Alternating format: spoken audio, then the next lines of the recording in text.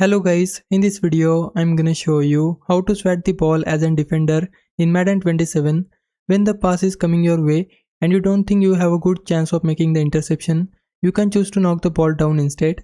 To do this, simply hold down X on Xbox or square on PlayStation as the ball is approaching your defender and your player will attempt to swat the pass away. As you can see here, instead of going for the interception, the defender gets his hands up and knocks the ball into the air. This is especially useful when you are defending a deep pass or you are in a situation where the receiver has a better position on the ball and you just want to make sure the pass doesn't get completed. So whenever you don't feel confident about making the pick, just hold X button or square button and your defender will try to swat the ball down.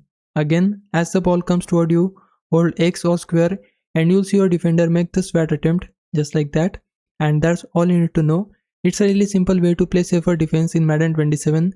If this video helped you out, make sure to leave a like and subscribe my channel. For now, thanks for watching.